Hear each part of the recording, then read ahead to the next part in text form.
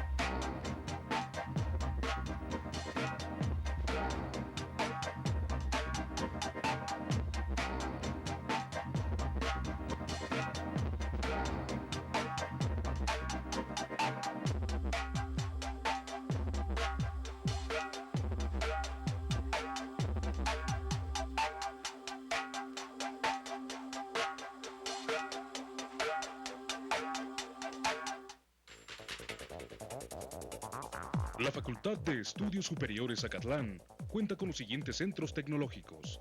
CDTEC, el cual ofrece cursos de computación a todos los niveles y apoya en el desarrollo de licenciaturas y posgrados. Y el CETEC, especializado en productos multimedia, desarrolla e impulsa diplomados, cursos y licenciaturas a distancia basados en el uso de las tecnologías de información y comunicación. Conócenos. FES Acatlán, a la vanguardia en la tecnología educativa.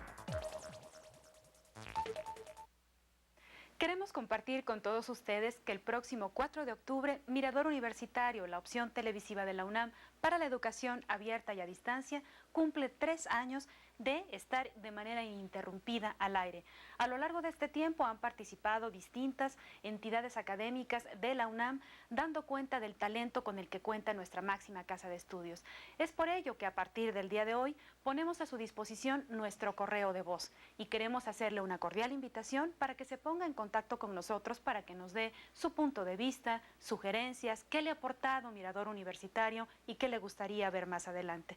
Estamos de plácemes, queremos empezar a celebrar desde este momento, así que ya lo sabe usted, a lo largo del mes de agosto y también de septiembre estaremos destinando este número telefónico que aparece en pantalla justamente para recibir el correo de voz. Comuníquese con nosotros y denos su punto de vista. Muchas gracias por formar parte ya de la comunidad que es Mirador Universitario. En la Facultad de Estudios Superiores Acatlán de la UNAM formamos profesionales, docentes e investigadores del más alto nivel. Más de 19,000 estudiantes cursan alguna de las 19 licenciaturas, posgrados o especializaciones en las modalidades escolarizada, abierta y a distancia. Y para tu formación integral, cursos de educación continua, actividades culturales y deportivas. Conócenos. FES Acatlán, a la vanguardia del conocimiento.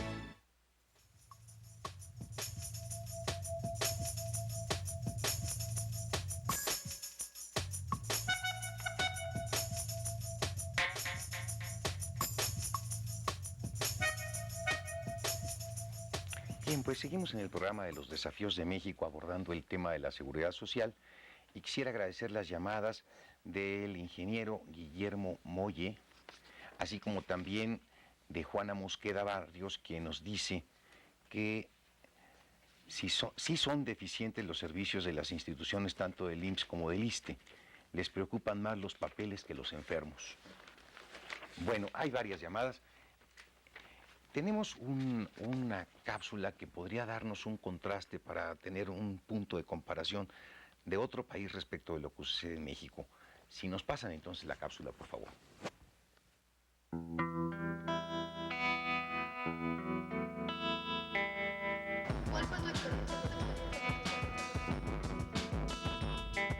Europa se halla ante el reto de mantenimiento del estado de bienestar en sus niveles de prestaciones de seguridad social, sanidad y pensiones. El nivel de gasto de los Estados europeos es muy elevado, partiendo de que el nivel de gasto total de los estados está sobre el 45% del Producto Interior Bruto, mínimo la Seguridad Social y pensiones está al 30% de este gasto. El nivel de prestaciones es muy distinto entre estados, depende del nivel de renta que tenga cada uno de ellos. Evidentemente, todos enfrentan el problema del colapso del sistema. En España se firmó hace unos años el Pacto de Toledo entre los dos principales partidos que alternan la gobernanza en España. El Pacto de Toledo tiene como característica principal el mecanismo y seguridad y garantía de financiación del sistema sin que colapse, con contribuciones del Estado. Y además establece el pacto que no se va a tocar este aspecto de la seguridad social y de pensiones en las contiendas electorales, con lo cual se garantiza una estabilidad en el crecimiento de las pensiones y en las prestaciones de seguridad social que reciben sus ciudadanos. ¿Cuál fue tu experiencia?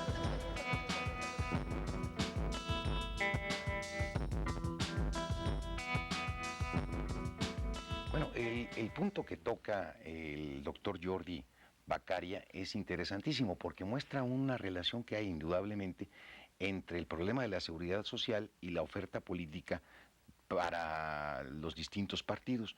Y este acuerdo al que parece que llegaron resulta de alguna manera atractivo porque es inevitable que se politice, creo yo, la seguridad social, dado que justamente, como decíamos al principio, es un derecho que se conquistó por la lucha de los trabajadores y no tanto por una dádiva del Estado. Y entonces cuando este derecho se restringe, es inevitable que reaccionen desfavorablemente a las nuevas enmiendas. Y por eso habíamos dejado pendiente esta pregunta. ¿Qué pasa en el fondo con la nueva ley del ISSSTE?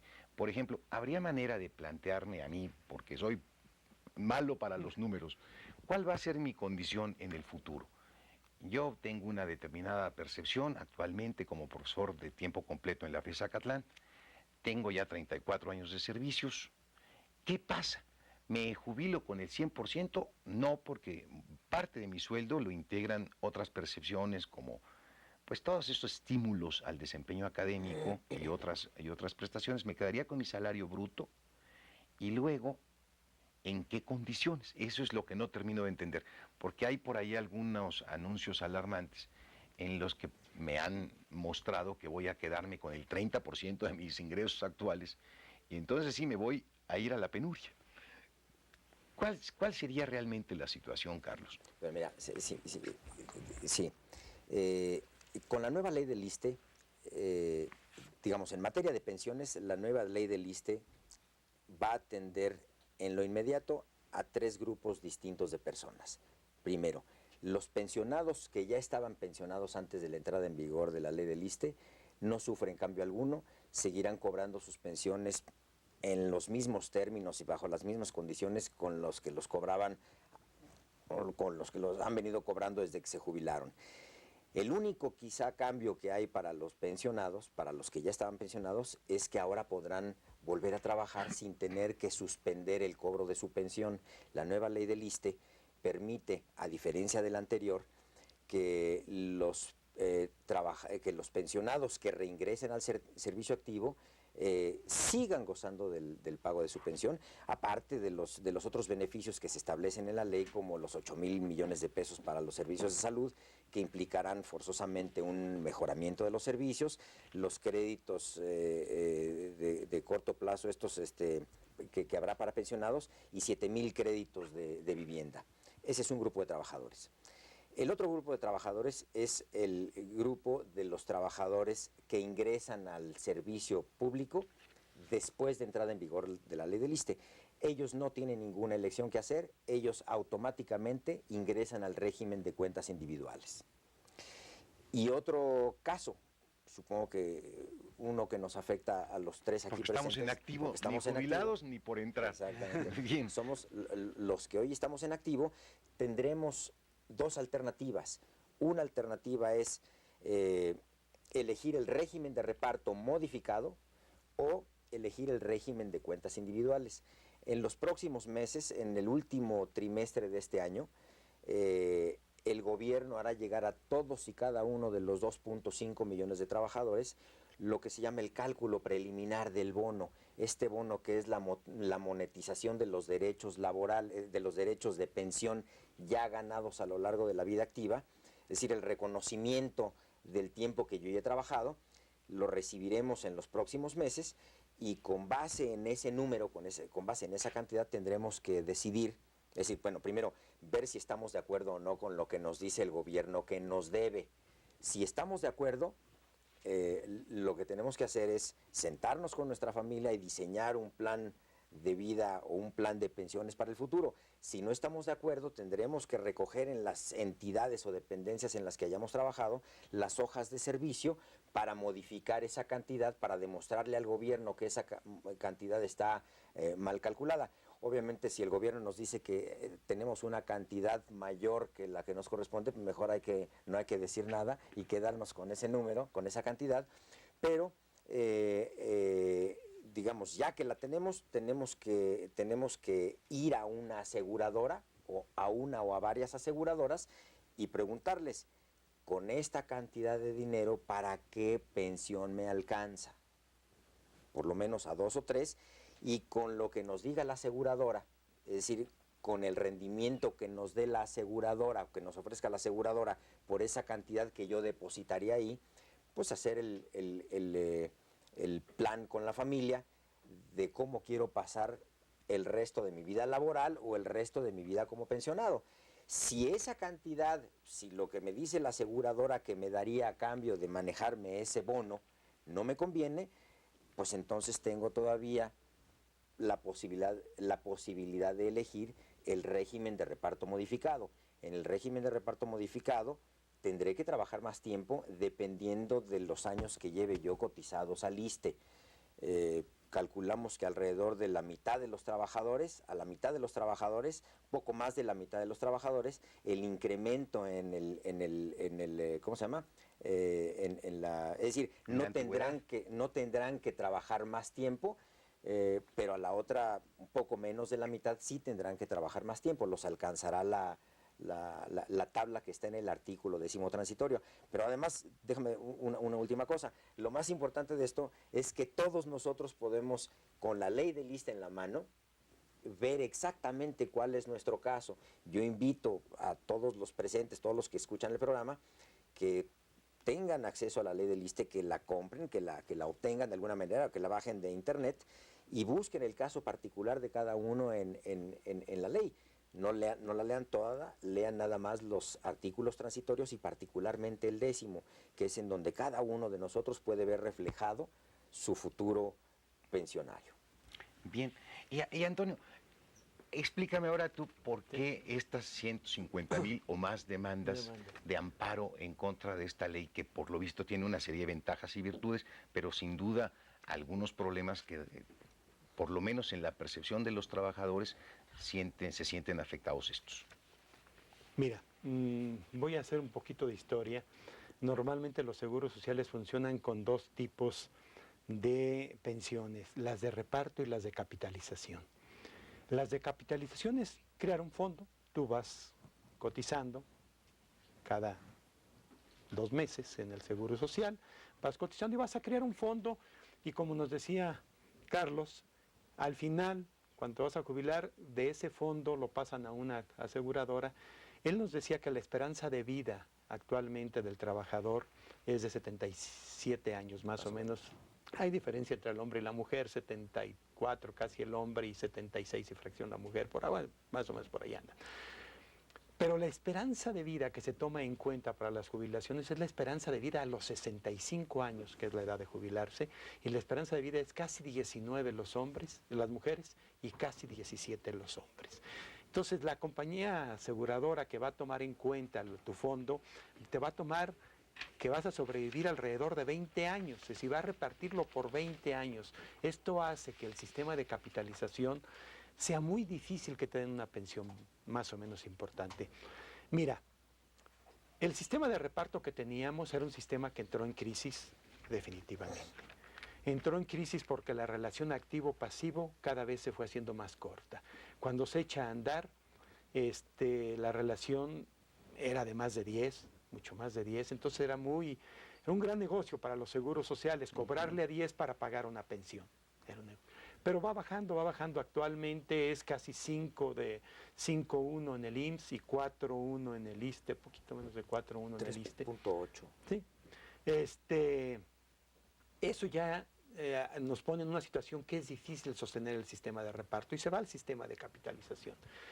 En el sistema de capitalización, uno como trabajador, así, lo que ves claramente es, primero, vas a tener que trabajar más. Porque actualmente te podías jubilar con 30 años de servicio independientemente de la edad. Ahora tienes que jubilarte con 65 años. Me refiero a los nuevos, ¿no? Con 65 y en 65 obviamente y por lo menos 25 años de trabajo. Entonces van a ser más, primera. Segundo, vas a pagar más. Activamente lo que se pagaba para la cotización, para la pensión era un 7% de tu salario, 3.5 el Estado, o tu patrón pues, y 3.5 tu trabajador. Ahora de 3.5 trabajador vas a subir a 6.125. Es decir, es casi el doble lo que vas a pagar. Vas a tener que trabajar más, vas a tener que pagar más, casi el doble, y la pensión, según todos los estudios, y aquí sí lo podríamos hacer un ejercicio, pero nos llevaría muchísimo tiempo, va a ser menor de lo que tienes ahora asegurado.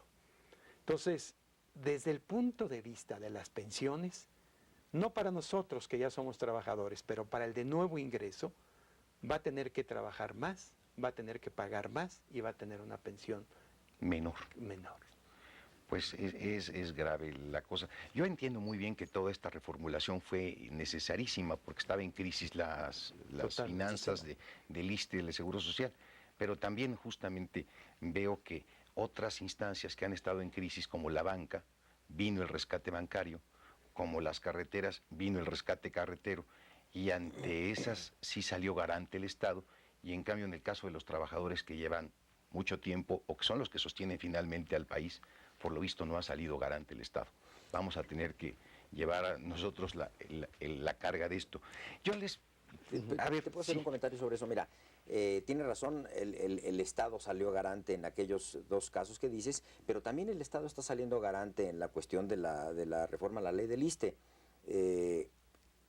Si todos los trabajadores optaran por el régimen de cuentas individuales, el costo del bono sería para el Estado de 1.2 billones de pesos, billones de los nuestros, no de los gringos, de los estadounidenses, sería 1 millón de millones de pesos. Eso es una garantía que el Estado está aportando a la seguridad social de los trabajadores al servicio del Estado, pero además el Estado está garantizando el pago de las pensiones en curso de pago. Y además el Estado está garantizando, a pesar de que el régimen de reparto ya está en crisis, está garantizando el pago de las pensiones que se adhieran, el pago de las pensiones de las personas que se adhieran al régimen de reparto. Entonces, de hecho, también hay una garantía del Estado para los trabajadores al servicio del Estado en cualquiera de los tres condiciones pensionarias en las que se encuentren. Bien. Muy bien. Bien, les pido que veamos un sondeo a propósito de lo que opinan las personas respecto del Fondo del Retiro.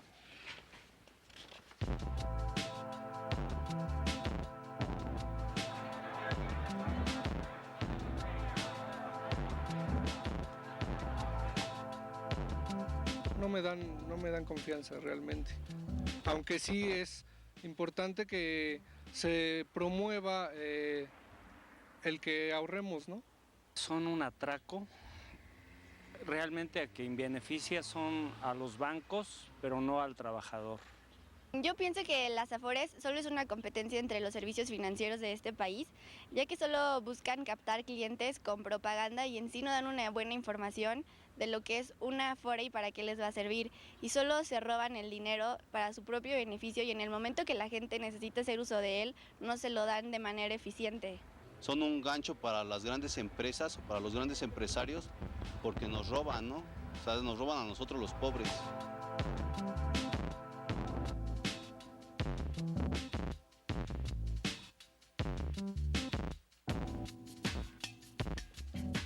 Bien, volvemos. Hemos tenido muchísimas llamadas, va a ser difícil darle salida a todas. Nos escribe la doctora Marcela Hernández Rivera un muy interesante comentario. También está el ingeniero Tomás Rojas López, los desafíos de María Cisneros, es empleada profesora.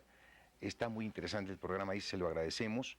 Lucía Marcela Salinas, si es que leo bien, también se lo agradecemos. Mario Rodríguez Tinajera, en fin, hay muchísimas llamadas. Tenemos ya poco tiempo.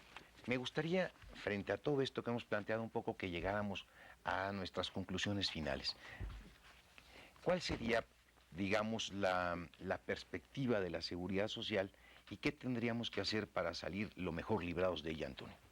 Mira, en muchísimas partes se está acudiendo a reformas que se llaman de pilares. Yo estoy convencido que creo que es lo mejor también para México.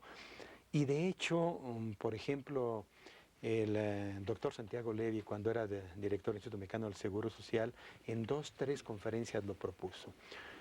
Él decía que para México lo que se prevé como mejor en materia de seguridad social es crear un primer pilar que es generalizado para toda la población, para los 100 y tantos millones de mexicanos, tener un servicio médico básico y una pensión básica.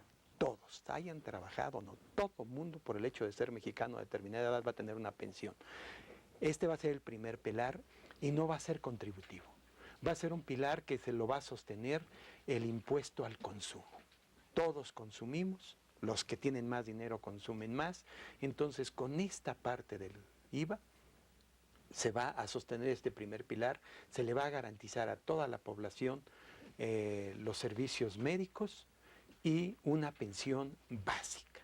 Luego vendría un segundo pilar que sería el obligatorio. Este primer pilar le llama solidario. El segundo sería el obligatorio, que serían las instituciones que tenemos actualmente, el ISSSTE, el IMSS, todas las que hay, con su sistema de capitalización, que ya lo tenemos todos, y un tercer pilar, que sería el tercer pilar voluntario, optativo, que lo que cada quien puede ahorrar. Con estos 3 pilares podríamos asegurar un verdadero sistema de seguridad social que no lo tenemos en México. Tenemos seguros sociales, no seguridad social. Y entonces, para mí, creo que por ahí podría estar la solución, así, rápidamente. Muy bien, Antonio. Carlos, ¿tú qué consejo nos darías también en este mismo tenor? Mira, yo creo que sin duda, como dice Antonio, y seguramente el público lo percibe, la agenda de seguridad social de aquí al futuro es enorme, los retos son muchos y muy variados. Tenemos, como dice Antonio, el reto de hacer que la seguridad social sea universal, alcance a todos los mexicanos, sea suficiente, no nada más que la mitad de la población tenga acceso a ella, sino que sea común a todos los mexicanos. Tenemos un gran reto de convergencia de los sistemas. Tenemos que hacer que cada vez más los distintos regímenes de seguridad social se hablen entre sí, para que independientemente de que uno pueda migrar entre el apartado A y el apartado B, pues también si me voy a trabajar a Nuevo León, digamos, al servicio del Estado, pues el gobierno de Nuevo León tenga un convenio de portabilidad de derechos conmigo, que soy del ISSSTE o del IMSS, y no tenga yo esa restricción de no poder sumar mis tiempos de cotización dependiendo al lugar a donde yo me vaya a trabajar. Ese es un reto pendiente, la de la convergencia de los sistemas. Otro gran reto que tenemos es el que yo mencionaba hace poco, es la reforma de la gestión. Que cada vez los servicios sean más eficientes, que cada vez las personas salgan más satisfechas de los hospitales, de las clínicas, y estén más satisfechas con sus pensiones, que el empleado de la ventanilla sea un poquito más amigable, que generalmente no lo son. Esa es una reforma pendiente, la reforma de la gestión, tratar de hacer que los recursos sean suficientes y que se liguen los recursos a fines que de verdad perseguimos. Repetía, no me importa a mí cuántas consultas da el IMSS o el ISSSTE, lo que me importa es que el paciente se cure, por ejemplo, en materia de salud, ¿no? Esa es toda la reforma pendiente, la de la gestión. Tenemos también una reforma pendiente de financiamiento. Eso no vamos a poder lograrlo si no tenemos otro tipo de reformas. El empleo no está creciendo en México, esa es una de las causas. Por ejemplo, por las que los regímenes de reparto están fracasando, no hay cada vez más trabajadores contribuyendo a los regímenes. Tenemos una reforma pendiente de que las leyes que tenemos de seguridad social sean dinámicas, permitan sus modificaciones, sus cambios periódicos, y que no nos pase como nos pasó en esta ocasión, que tenemos un rezago de muchos años en la ley del ISSSTE, como antes la tuvimos con el Seguro Social. Tenemos que tener las condiciones, las previsiones necesarias para que estas cosas se vayan revisando con el tiempo. Y finalmente supongo que lo más importante quizás sería el rediseño de la seguridad social, tratar de salirnos de los cajones que se nos impusieron, o por algún motivo tenemos impuestos desde el siglo antepasado, y tratar de diseñar una seguridad social, como decía Antonio, no de seguros sociales, sino de que cada vez vaya más a que la persona se sienta segura, que esa es la seguridad social, o cualquier seguridad, que la persona se sienta segura, que tenga sus necesidades satisfechas, los riesgos satisfechos, que se encuentre libre de riesgos y que pueda dedicarse sin ningún problema a generar riqueza. Bien, muchas gracias, Carlos. Antonio, tú tenías un libro, o tienes un libro más bien dicho, sobre este tema. ¿No nos quisieras decir muy brevemente en qué consiste? Porque seguramente al auditorio le interesará. Bueno, yo no estoy muy de acuerdo con el sistema de capitalización. Es un sistema que ha demostrado que es muy sensible. El sistema de capitalización ya tuvo una crisis muy seria y quebró. La economía del país lo puede hacer quebrar. Es muy sensible para la economía. Basta que vengan problemas económicos y venga una devaluación de la moneda del 60-70%, inflaciones así también, y el sistema de capitalización se viene para abajo. Y nadie nos puede garantizar que el México de hoy no puede entrar en una crisis dentro de algunos años. Así de que yo no estoy muy de acuerdo con el sistema de capitalización. Estoy de acuerdo, como lo dije, con una mezcla, el sistema de capitalización complementario del sistema de reparto, pero con los dos sistemas. Sin embargo, el sistema de capitalización tiene grandes retos. Primero, lo que cobran las AFORES es muy elevado. Bueno, creo que ahí nos quedamos. Pero, mira, será seguramente, déjale al auditorio la expectativa de tu libro. ¿Cuál es el título? Son los retos. Los retos. Perfecto. Pues miren, se ha llegado el programa a su final. Hay muchísimas llamadas por responder y muchas preguntas que formular. Pero sí quisiera agradecerle su presencia. Con ustedes cerramos justamente este ciclo de los desafíos del México actual, y le quisiera agradecer al auditorio la paciencia que ha tenido de permitirnos entrar en su hogar. Este es el final de esta serie de 5 programas de la FES Acatlán, y hemos intentado hacer un programa justamente con universitarios y para universitarios. Por eso es un programa crítico, es un programa plural, y les agradecemos verdaderamente su atención. Muchísimas gracias, Carlos. Gracias, Antonio, Gracias, nos seguimos Carlos. viendo en Acatlán. ¿Cómo no? Seguro.